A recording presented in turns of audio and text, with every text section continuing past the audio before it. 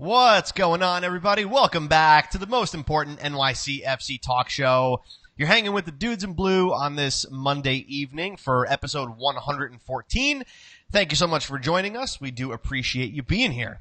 I'm your host, Joe Amato, and alongside me, as always, Antonino. What's up, dude? Dude, what's going on, man? Happy Cristiano Ronaldo Day. Yeah, dude, you are all Juventus out. Yes. Well, I got the All-Star lineup going here, and a big day for soccer. Yeah, I mean, dude, it's been like a big week for soccer. It's been a crazy week. Right off the bat, saying hi to Coco, saying hi to Joey, saying hi to Rob. Joey, thanks for stopping by during the Columbus match to hang out with us for a few minutes. Andres coming in with Los Caballeros en Azul. Daniel Patrick, what's happening? Amanda Collins checking in. What's going on, everybody? Thanks so much for joining us. Share this broadcast with your NYCFC friends if you haven't already. We do appreciate it. Chris Martinez, what is up, dude? Thanks so much for joining us for this 45 minutes plus stoppage time of NYCFC talk. That's our latest thing, dude. We got to keep that. We got to keep that going. I love it. It's fantastic. I mean, that's what we come down to. We're usually around 8:45 we start wrapping up, and you get about 5 or 6 minutes from there. So it's pretty much 45 plus stoppage time. There you go. There you go. Well, guys, if you don't already, please follow us, Facebook, Instagram, and Twitter. We're at Dudes in Blue. And, leave us the review on iTunes and Facebook if you haven't already. We appreciate you being here. So, dude, we're going to talk NYCFC versus Columbus because that was awesome. Taking 9 points out of a possible 9 in 7 days. That's quite the feat for this NYCFC squad that has been depleted from its best players. For sure.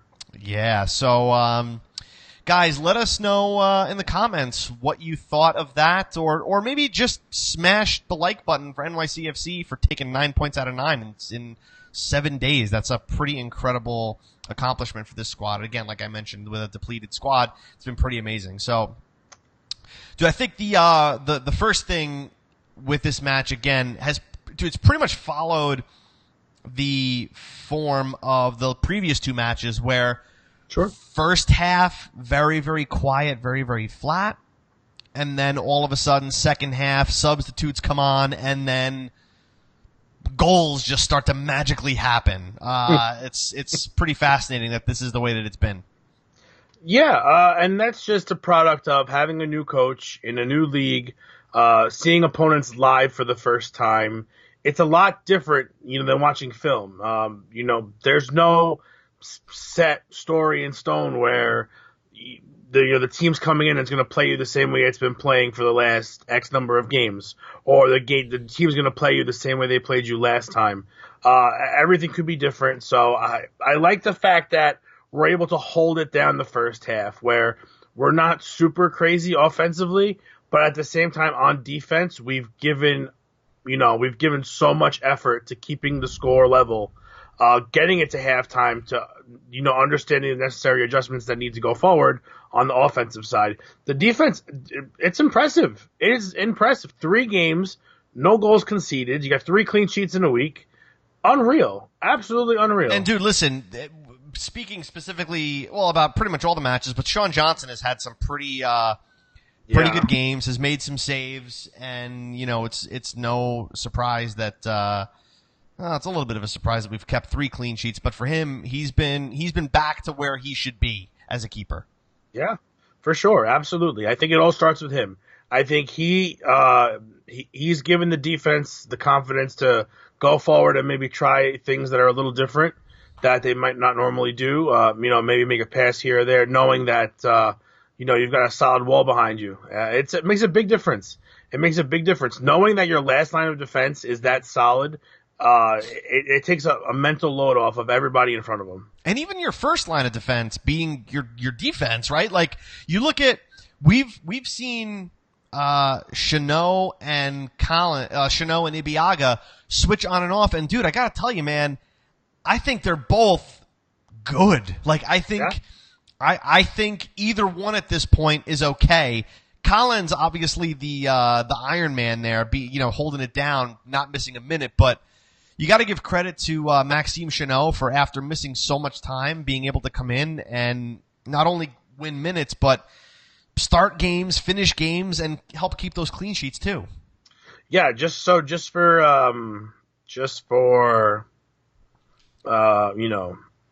S's and giggles, Maxime Chanot was the second highest rated player on the Audi Index. That means he did a lot of work, which is not always the greatest thing, but it means he did his work well. So again, it tells two stories there. The defense is letting in a lot of shots and not controlling the ball, but at the same time, they're stopping everything that's happening when they don't have the ball. So you can't ask for more out of these three guys. It's unreal, just unreal. Honestly, those three guys, you could change their uniforms around and they could switch jerseys, and you could still say they're all the same person. They're all playing very, very well. Callens, again, unreal these past couple of games, and the fact that Chanot and Ibiaga can come in and hold it down and not have an ego about it, not have issues with it, just coming in and doing the job. It's really, really fascinating, especially since, I mean, listen, the defense was this team's problem for longer than it hasn't been. So to see this finally coming to fruition, where you've got guys building things together, it is really, really awesome. Yeah, Eric on Facebook says, our defense has turned into the opposite of 2015. That is 100% true. I mean, especially at home. I gotta find the stat, and if Roddy Russell's in here, find me the stats of goals for and against at home. I want to say it's like 25 to like 3 or 4. It's got to be. It's a pretty massive spread there. So very, very impressive. Yes, the absolute opposite. Dude, really quick, I gotta ask you something, because somebody asked in the comments earlier. Andres is asking, Ant, what size for that training kit? And I assume he means the MLS All-Star. What size you got back there? This is a 2 extra large, and by no means does this thing fit me. Buy them larger, folks. These are purely decorative. No, in all seriousness, this was one of those $7 finds on Amazon. Oh, there's maybe still a couple on there, but again, you got to realize that training gear is not made in replica style. It's all cut authentic. So this is actually cut much smaller than a regular jersey would be, a replica. So I mean, it's a 2 extra large. It's really like an XL. Gotcha. All right, so that gets that out of the way. I hope that answers your question, Andres. Going back to the comments here, dude. Roger, hey, what's going on, Roger? I think we're the only undefeated team left. No, we are not. FC Dallas, I believe, is still undefeated at home despite their shakiness. And actually, Anthony Merced wrote a really great article calling Yankee Stadium an MLS fortress. It's on dudesofblue.com. You guys can check that out after the show. A great piece for him.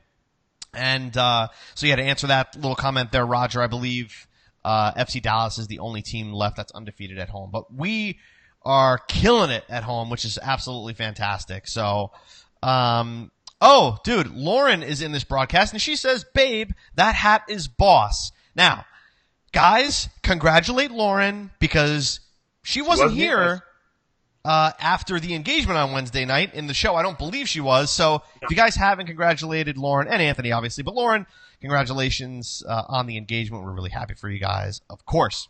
So, Jorge, he's watching the show while he's driving, and by no means do we condone this. He says, great 3 wins. Jorge, you are dedicated. Kudos to you, sir. Yeah. Kudos to you. Joey's coming in with the stats, dude. Joey is coming in with the stats. Joey's giving Roddy a run for his money here. He really is. So, Roddy better watch that. NYCFC home goal differential is plus 21. 25 for and 4 against. I was not that far off, dude. No, you're pretty close. I was actually pretty close. I'm pretty close. Rather impressed. So thank you to our defense for keeping that going. Let's try to keep that up.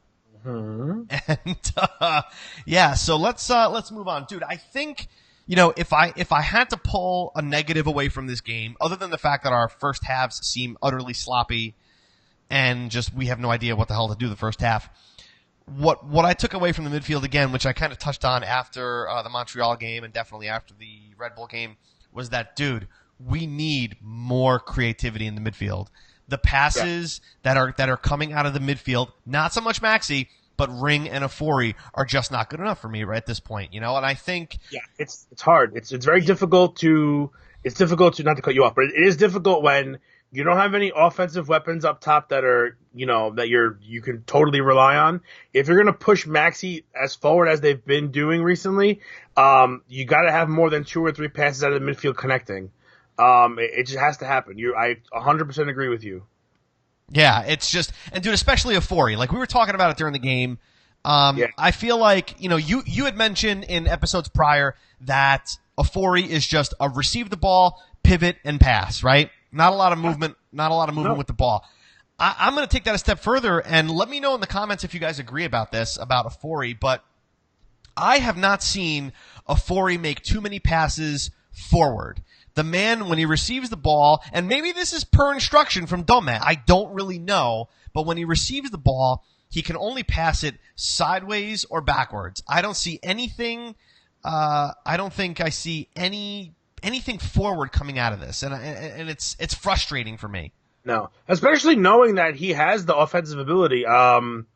He scored that one goal early in the season.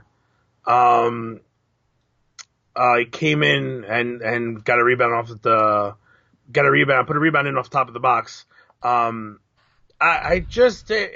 Is it tactical or is he not comfortable running the ball forward? Defensively, I have no issues with him whatsoever. He's very good. He wins his duels. He wins his battles. I don't even mean running the ball forward. I just mean passing it forward. Absolutely. And maybe that's a function of people not moving around and creating the options for him. It's possible. It's totally possible. It's just weird. It's weird to see a player kind of, when your team has the ball, stand still and just receive it from the left and then give it to the right. Or give it back to the left. You're right. It's very seldom forward. And is that a product of playing down the wings and spreading out the play a little bit? Is nobody available? Is it because Maxey's playing more forward? Does he not have longer passing ability? Is he really just comfortable with those short, 15, 20-foot passes? 30-foot pass? I don't know. I don't know what the answer is. But if you do watch and observe, he's very much a give and take fairly quickly, not making too much movement. I mean, it's nice because he doesn't lose the ball, but at the same time, what can he create if he moves a little bit and allows somebody else to get free? Exactly. And again, it could just be a function of who he has around him. You know what I mean? And we don't know because we haven't really seen him and Herrera on the field really at the same time. This is a comment from Eric on Facebook. I think Ofori has great skill that is hidden because he always has to sit back as a central defensive midfielder. Look at his speed when he rarely moves. I do think he is told to keep it calm and simple to prevent screw-ups. But that being said, if that's the case, Eric, if he's being told that, then Alex Ring needs to do better. Because you can't have if you play with 2 midfielders sitting back, you're not going to create any offensive movement because let's face it, those 2 defenders are not fantastic passers of the ball. So somebody has to step up and start to be a little bit more of a creator other than Maxey, because teams that figure out that if you restrain Maxey Morales from being able to float around, you stop the run of play with NYCFC. So we need something else. And again, going back to the transfer window, this is something that we really, really need to look at. And to that point, just one last thing. When I was in Dome's press conference after the match, and somebody asked him if they were actively looking for a player to replace Yangel Herrera. And, of course, Dome says, well, that's Claudio Reyna's job. It's really not mine. I can't really say anything about that. But that's a little discouraging coming from the head coach when you're asked head on that. Maybe that listen, when you're an assistant coach under Pep's got the mouth. He's the speaker. He was probably never asked that question before. He's probably never had to answer that, and maybe he's not comfortable answering that. We know he likes to talk, and sometimes it's like, all right, dude, take it easy because you're going to give away a little too much information. But for me, I don't necessarily want to hear that. You're the coach. You want to play a certain style. That's your option. It's up to you to help the front office find a player that fits that style. Don't let them go out and get somebody they think is good and you think is terrible, because it's not going to fly. Yeah, then he's forced to make use of this piece that he has doesn't necessarily agree with. Yeah, exactly. You don't want that. So Maybe he said it just to say it, but he really needs to be involved in that process big time, especially if he's here for the next few years and the piece they're going to bring in is going to be here at the same time he is.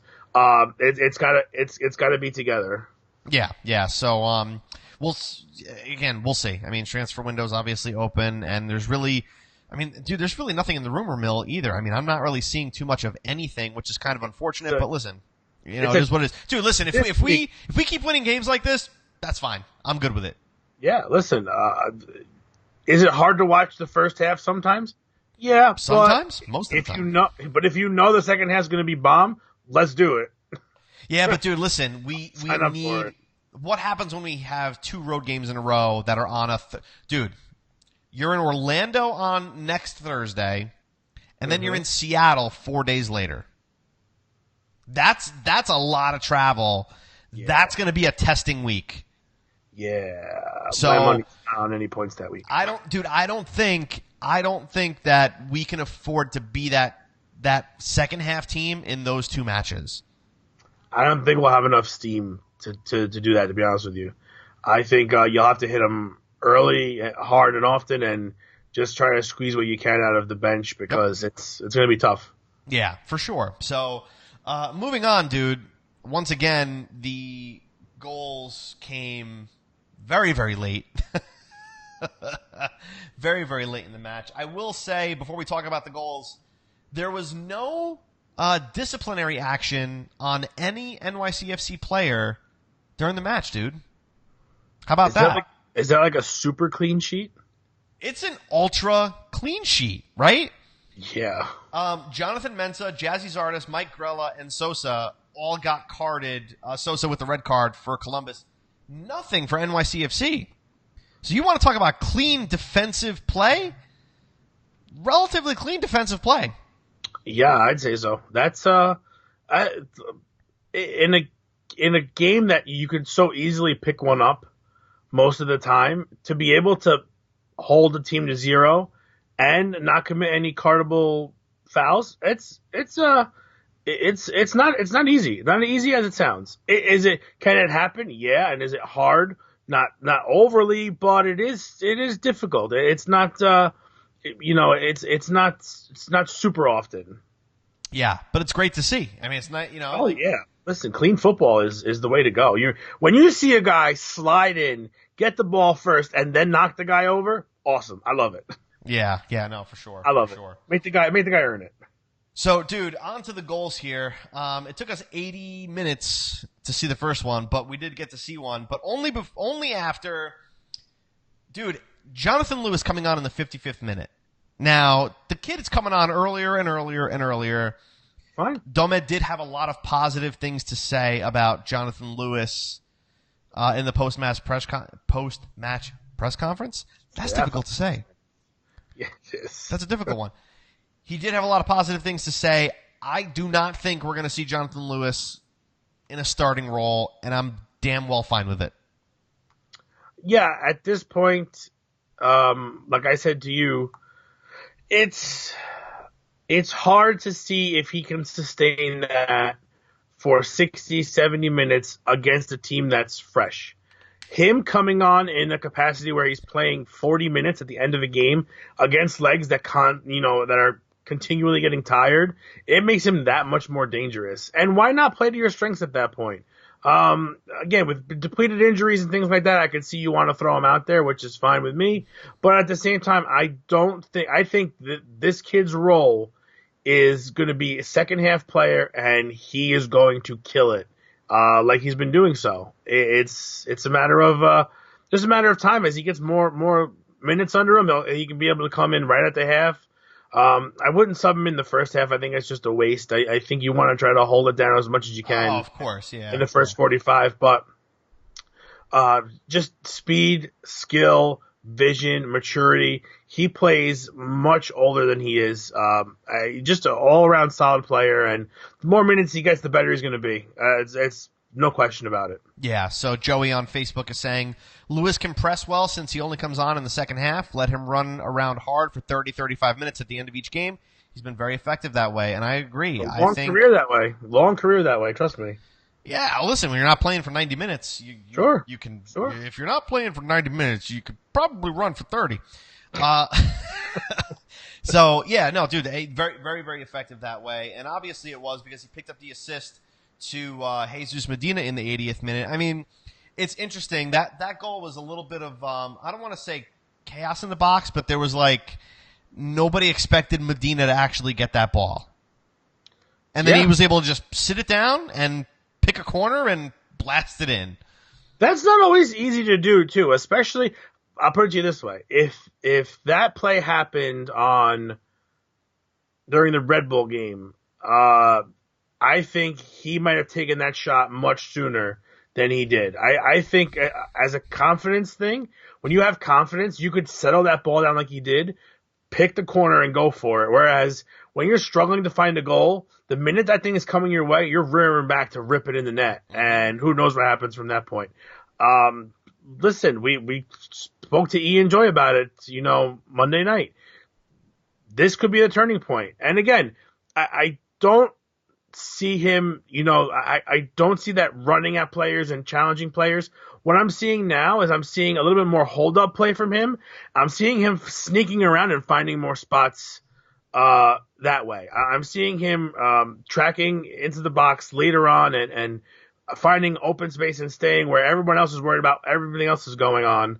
He is doing things a lot differently than I expected him to, that I've seen him do before. So for me, is this the turning point? It could be. I hope he's okay after taking that huge that's concerning. That shot. I mean, I think he must have had the wind knocked out of him, and he's probably got some bruised ribs because he went down hard.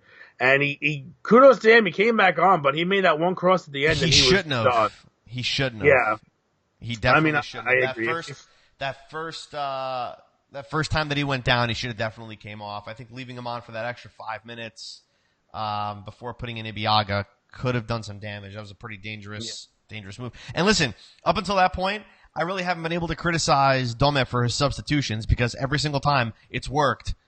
Yeah, and it's nice that he's not afraid to do it later in the match and earlier in the match, or the 55th minute, like he did with Lewis and Matarrita. So exactly, I think you've seen to be able to get that many points in the time he's been here is it's really truly something to see because it's just for a new coach to come in and just it looks like they've been playing this way for a long time.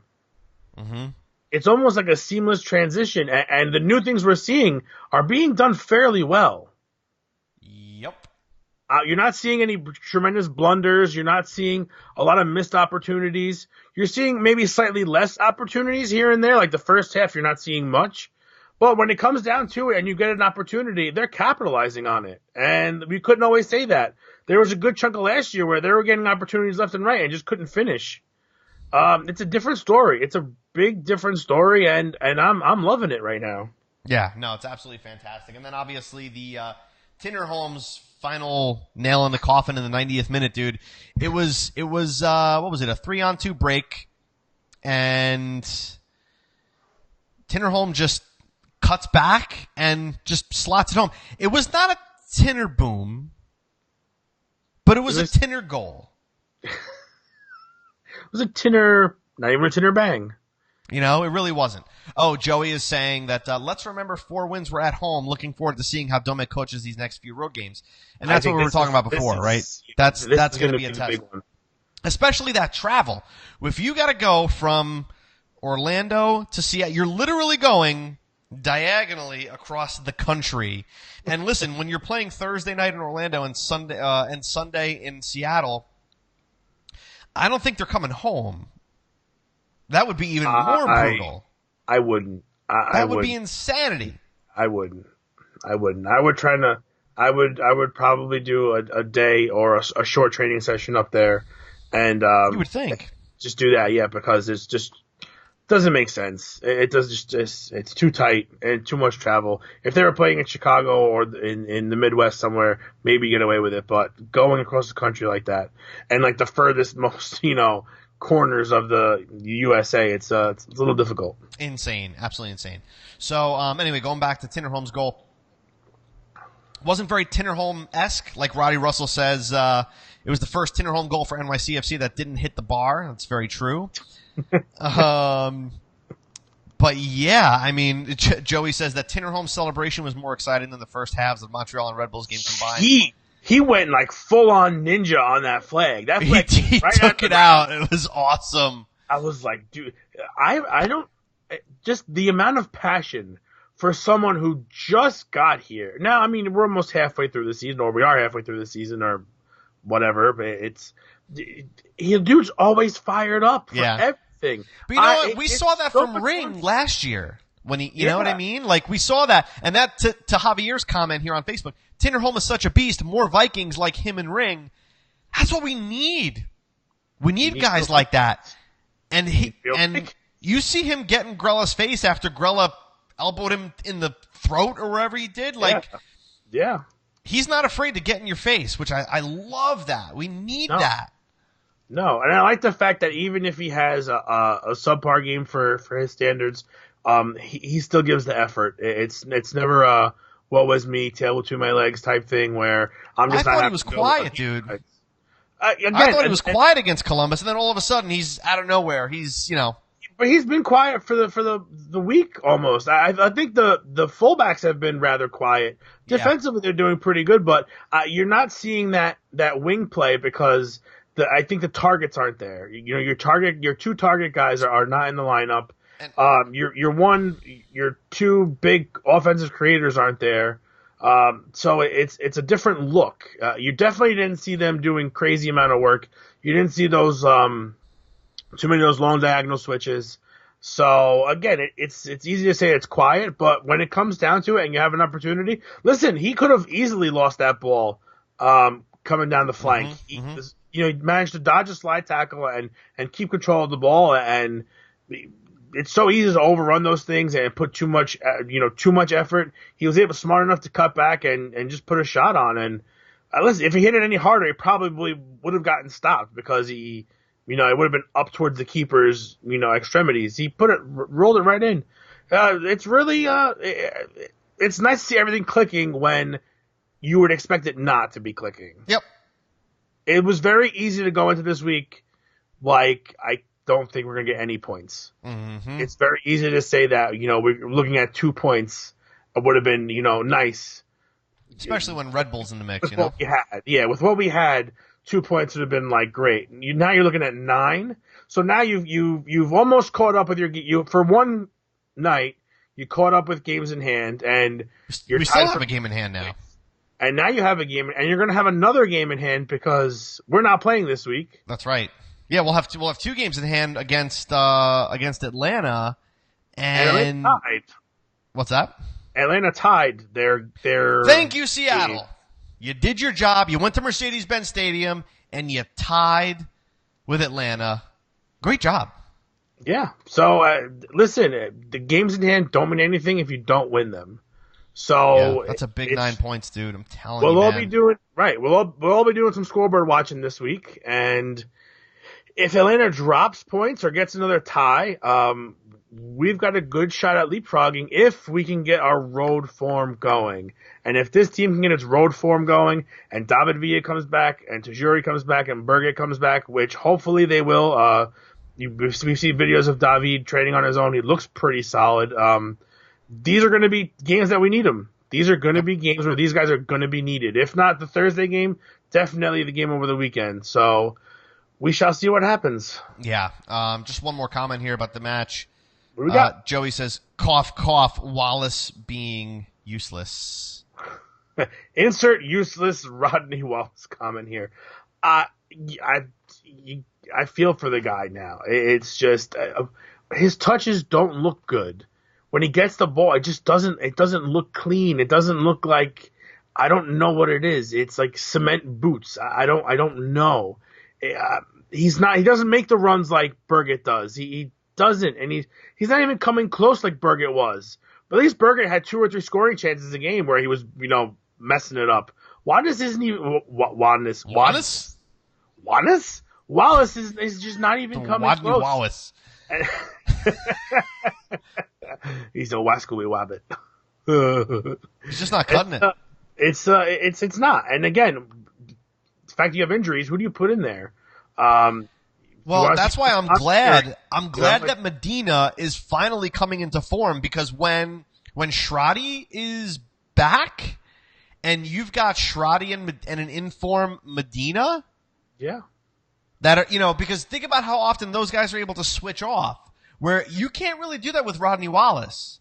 If he's not on the left-hand side, he's even more useless than he is when he is on the left-hand side. So, you hope that having Schradi and Medina would be a very dangerous combination. And finally, maybe at some point having an actual striker on the field would be nice.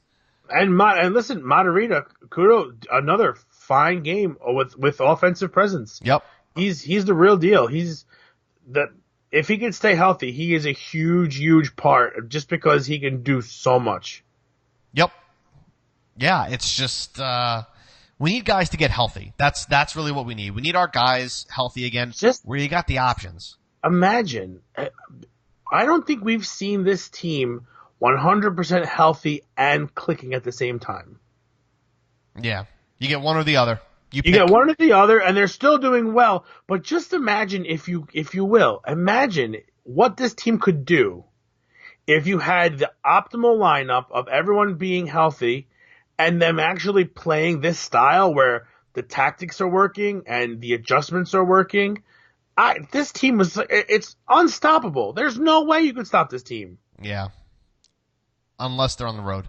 But that remains to be seen. That remains to be seen. We have a very, very small sample size when it comes to the road form, because Dome has only coached one away game. But it's funny. We go from 3 games in 1 week, and now we don't get to. I'm missing the 4th game, but I'm not seeing them again until the 22nd. Yikes. So it's a huge gap. Big gap. Got plenty of soccer in between, though. That's right. That's right. He is. Before we talk about due to the match, dude, we have to talk about team of the week, because I'm counting 1, 2, 3, 4 players from NYCFC and Dome.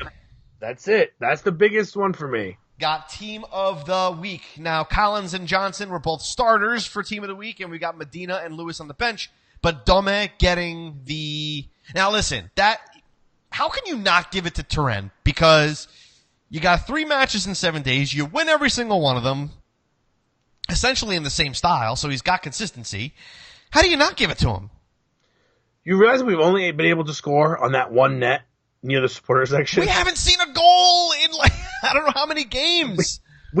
Our 4 or 5 games? At least. It's funny. It's very, very funny. God, listen, I think that, again, small sample size, but this guy's the real deal. He came in, he was able to defeat Red Bull. He was able to get 3 wins in a week. Not easy to ask of a new manager, without an optimal lineup, missing several key players. I think he knows how to get the most out of his guys. I think he knows how to get the most out of his young guys, which is really helpful. It's just, he has been outstanding. And I think if this team goes further than it did last year, he is going to be the main reason. The players, God bless them, but we've had most of these guys before, and they weren't able to do it. Under his tutelage, this could be something special. Yeah, I mean, it is. It is already. I feel like we're getting, we're getting what we hoped that we would get out of the man. That's what we're getting. Yeah. Listen, I'm just looking at the Audi Index, and 7 of the top 10 players were from NYCFC. Of course, yeah. I mean, it's just we did. Look, just because we didn't put any goals up in the first half doesn't mean that we didn't play well. I think we forced Stefan to make a couple of 1 or 2 saves in the first half, if I'm not mistaken. I also think that Columbus played well the first half. Yeah, they weren't letting us have really any opportunities around our box. Sean Johnson made a couple of big saves as well, keeping us in it. I think Columbus deserved a little more out of that game. Dome did say that. Yeah, I would agree with that. I think they did deserve more. Maybe not deserve the win, but definitely deserve to get on the score sheet. And just kudos to us for really holding it down. Holding it down, yeah. Guys, who's the dude of the match for this one? This is going to be tough. And dude, this is another good one. This is another really it's a good one.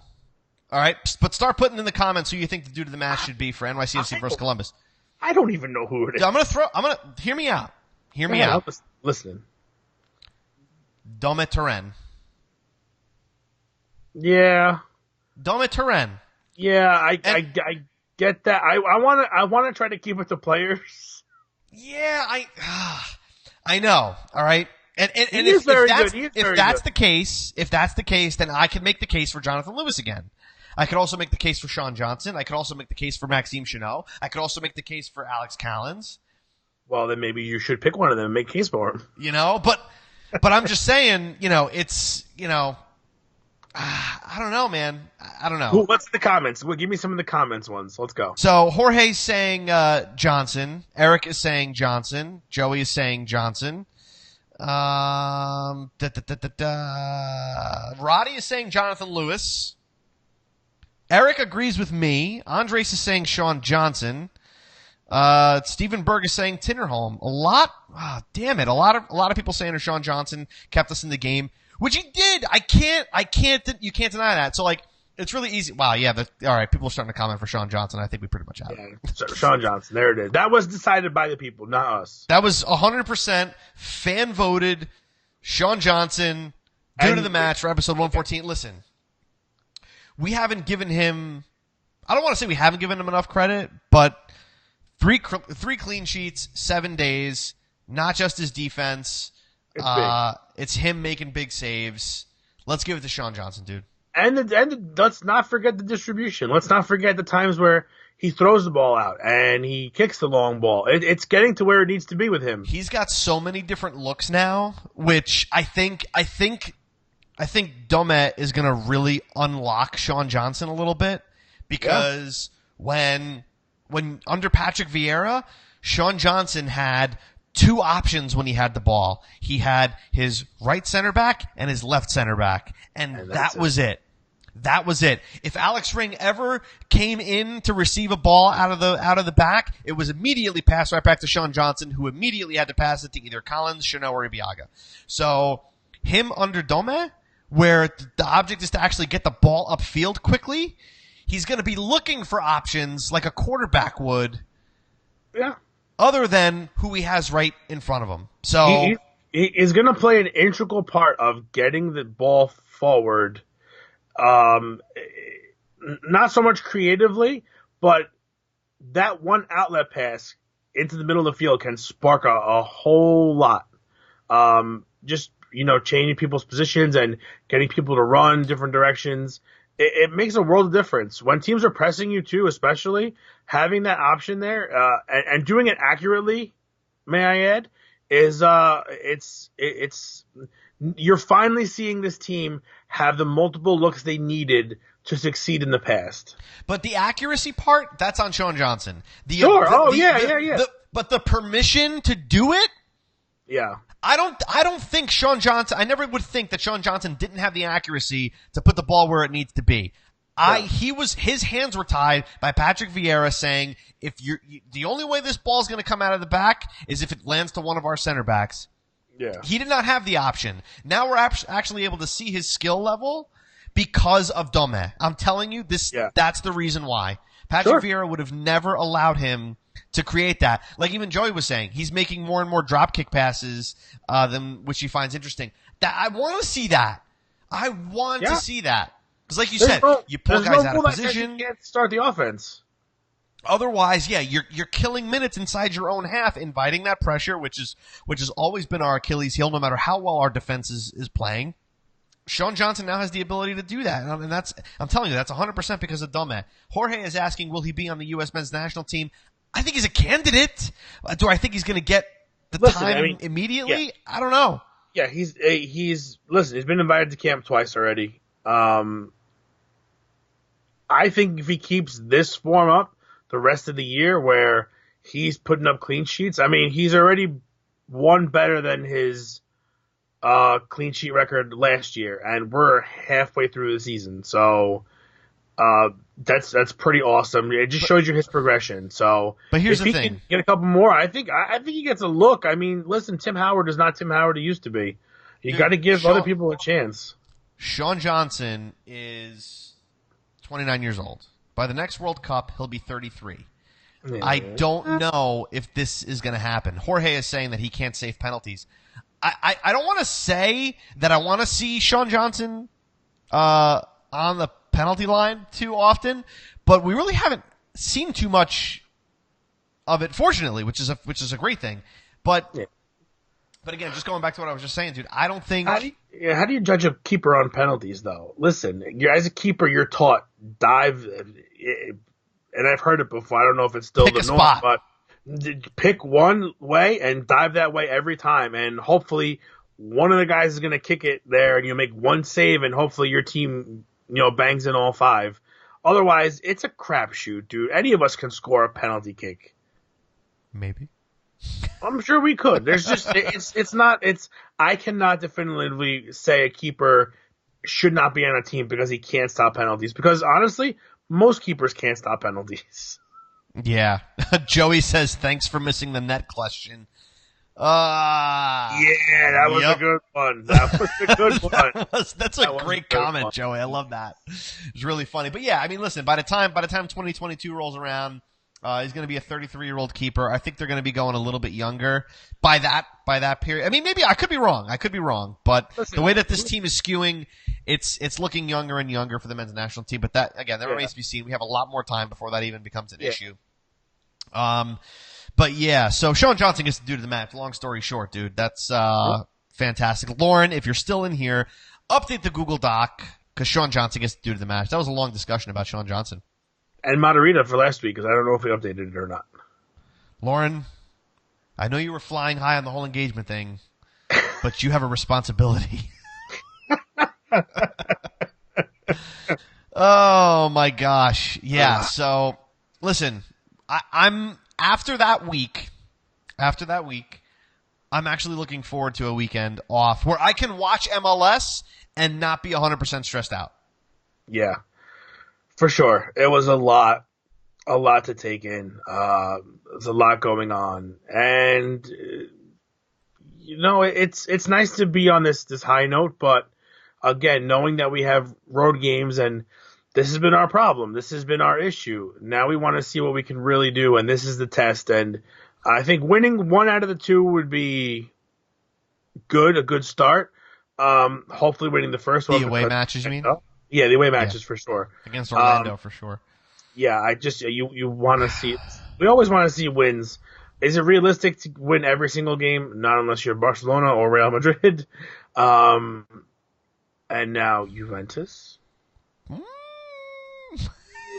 But in all seriousness, it is nice every once in a while to get a little break. I mean, that was three days of matches where it was, up and down for the most part, or really down and then up. So it's it's gonna be fun to watch and not be, I'm sad the World Cup is over now. I'm very sad, and I'm happy for France. That was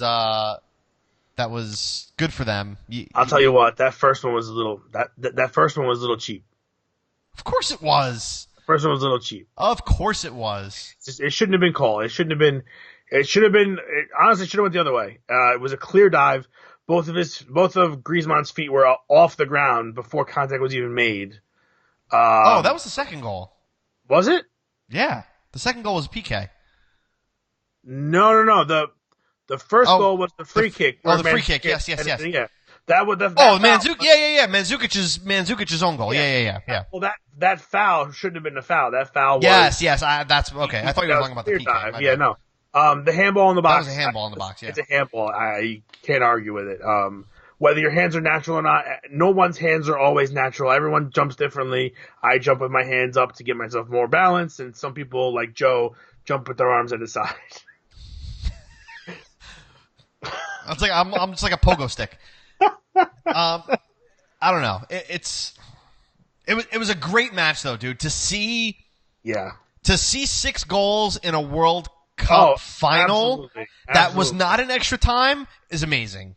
Yeah, and from two teams that aren't like powerhouses, like the teams that aren't Germany and Argentina and Brazil and Spain. It's nice that listen, Croatia, great team, and nothing to be upset about at all. I mean, No. you've got some really solid players that they all get the job done. They try their hardest, and they just came up a little bit short, and a little unlucky, to be honest with you. But to look at the body of work they did to get there. They played so many minutes. Very impressive. And were able to still put on a show. It was really, really something to see. Yeah, so congratulations to France. Dude, it's been 45 minutes. We got a couple of minutes of stoppage time here. So Let's go. Look at some comments. Any comments in there? Let's no, I got nothing here. You guys are giving me nothing here. No. You guys are giving me nothing. Here's what I will say. The last thing that I would like to comment on, dude, and I don't know if you saw this. Mike Petke. Awesome. That was amazing. Awesome. That dude should get something. Somebody started a GoFundMe page. That was absolutely amazing. If you guys don't know what I'm talking about, Mike Petke, RSL coach, you need to go watch his rant after the match. He was doing a press interview, and he literally ripped the referees a new one. If you like my rants, you will love this one. If you like Ant's rants, you'll like Mike Petke's. This one was really. And if you've ever been frustrated, real New York. It was very New York. New York. If you ever have had an issue with a referee, go listen to that. If you've ever had an issue with VAR, go listen to that. That was amazing. Absolutely amazing. So it's on our Twitter page. It was like straight up pedestrian yelling at a cab driver. You know what really grinds my gears? You referees.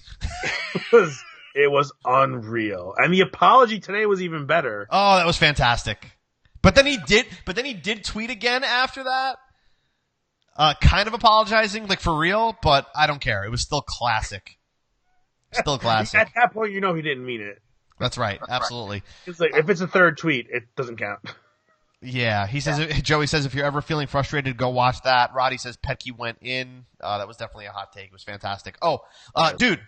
Yes. Before we go, guys, I just want to throw this up. While we're doing this, smash the like button for us if you like this show. We just like seeing the likes go up, just like that. But if you guys haven't already checked it out, head over to the Dudes in Blue shop and look at our latest creation, the Pretty Pineapple FC design, because dummy.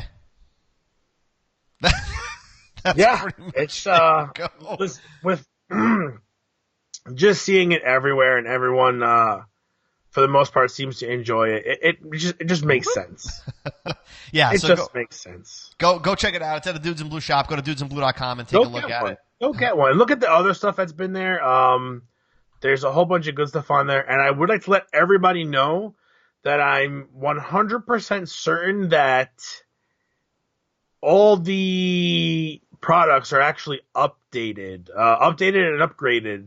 So that means that T-shirt you bought is, if you buy it again, it's a different T-shirt. It's a better quality. Almost every item quality-wise was updated. There's some new stuff up there. We actually have the Pretty Pineapple weekend tote, which is pretty cool. I see a lot of people with tote bags while walking around in summertime. They're huge. You can fit a bunch of stuff in there if you're going to the beach or wherever you're going. There's a Pretty Pineapple beach towel there somewhere. There's water bottles, mugs, you name it. And more to come as the season goes on. As we get more reasons to make new designs. That's really the whole thing. That's probably the best part about it, As something cool happens, you get a shirt.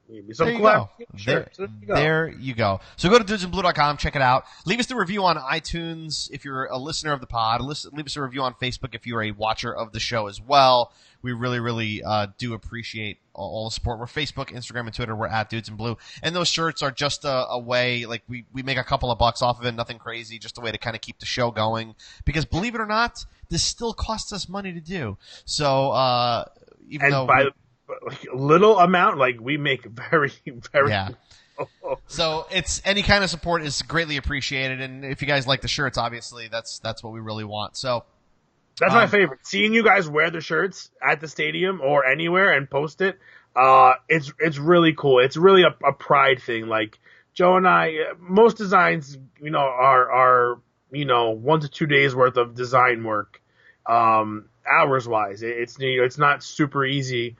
Especially time-wise, because if you're late with these, it's, they're not funny and they're, they don't mean anything. We were able to put out David Villa's 400 shirt the next day. Yep.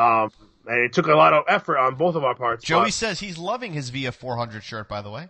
That's by far my favorite. I think it looks great. Coolest. It's good stuff. I've had several people tell me that, where in the stadium can I get it? And I'm like, you can't because we made it. Yeah, there you go. Well, so check it out and enjoy. I really like it. So, guys, we'll be back here Monday night, 8 p.m. for episode 115, I believe, because I still don't know what episode number we're at. I've just lost it. They're just lost. I have to look it up before every episode because I never know.